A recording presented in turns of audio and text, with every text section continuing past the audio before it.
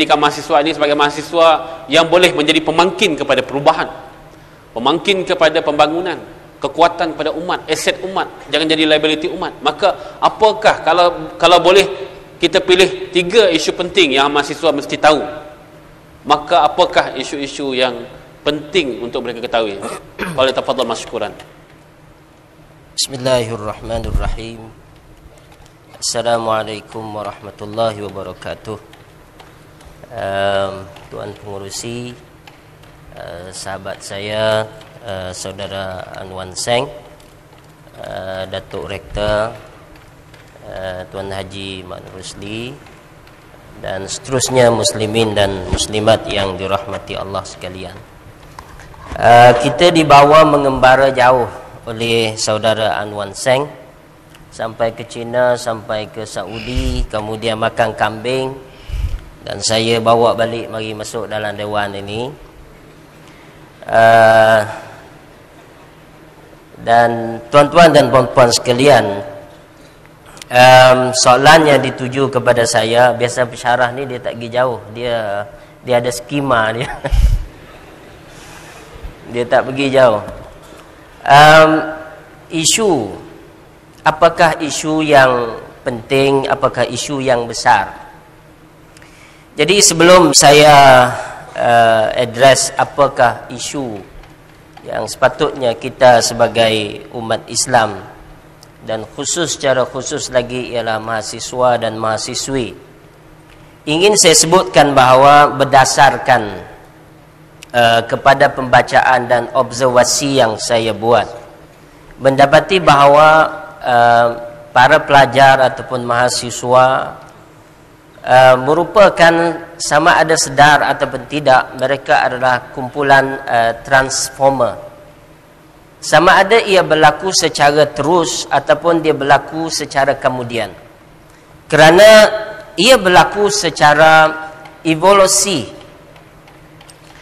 Sesuatu bangsa itu dia akan mengalir, di mana yang tua akan semakin tua, yang dewasa begitu juga semakin dewasa, yang muda semakin muda. Maksudnya peralihan generasi daripada satu generasi ke generasi yang lain itu tetap berlaku.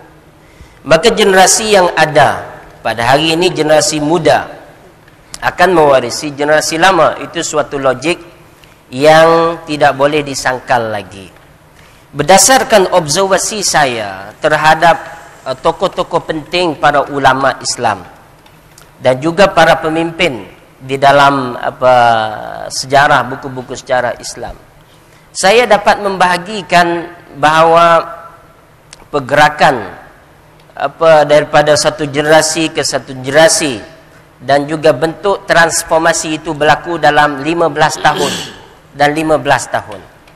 Kalau kita lihat kepada evolusi pergerakan perubahan dalam diri seseorang itu, 15 tahun pertama kita boleh kata dia dalam bentuk feeding period, di mana daripada umur 1 tahun kepada umur 15, biasanya anak-anak ini dia akan hanya menerima apa sahaja. Lalu pendidikan di dalam period 15 tahun ini sangat penting, meletakkan hala tuju, meletakkan akidah yang sahih dan juga amal yang sahih dan juga wawasan yang sahih dalam hidup mereka. Seterusnya 15 tahun yang seterusnya, ya, daripada umur 16 sampai umur 30. Ini dalam bentuk explorasi period, exploration period.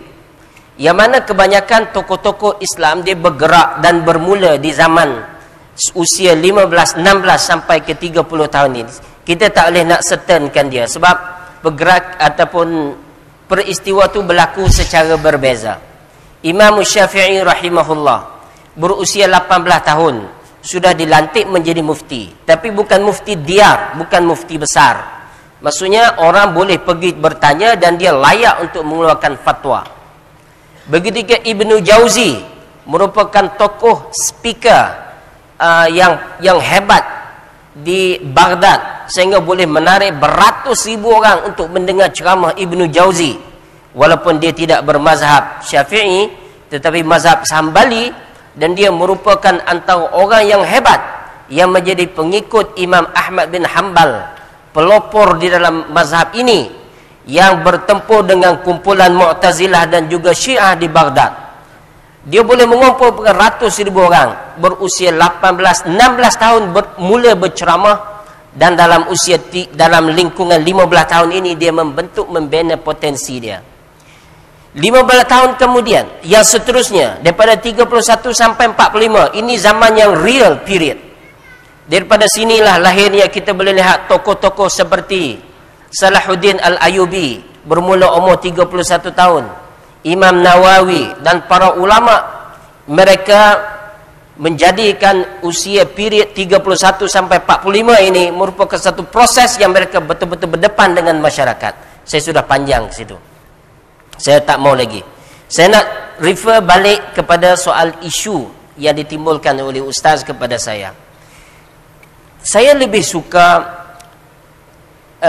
menyebut begini, sebab Islam yang didatangkan oleh Allah Subhanahu wa taala bermula di Makkah, kemudian pergi ke Madinah, kemudian pemerintahan Islam itu bersambung di Damsyik, kemudian pergi ke Turki, pergi ke Baghdad, kemudian kerajaan kecil-kecil Buih, Ayyubi, Fatimi dan sebagainya berlaku.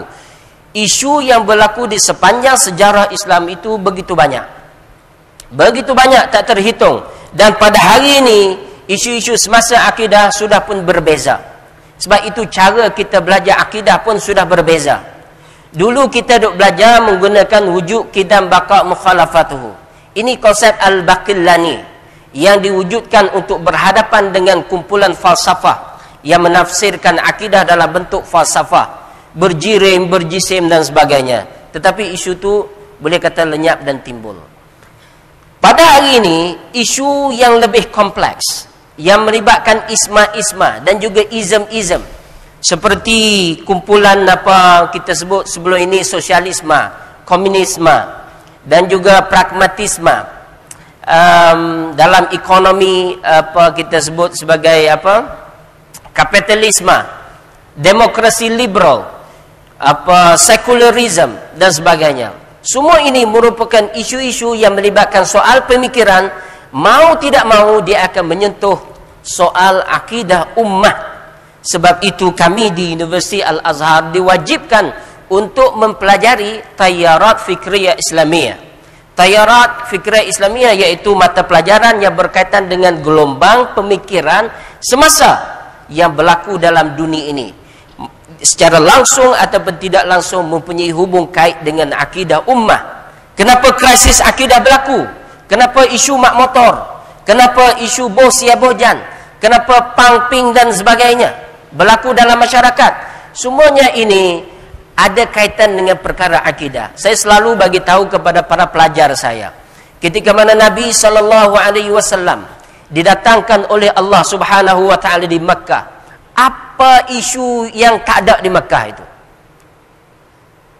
Masalah moral sangat kritikal. Membuang bayi, anak perempuan yang lahir dirasakan bahawa suatu yang sangat membebankan, suatu yang sangat memalukan apabila seorang pemimpin yang ada pangkat, kemudian ada seorang anak wanita, kerana ia melambang kelemahan generasi selepas itu adalah generasi yang lemah, kerana dia mempunyai seorang anak wanita.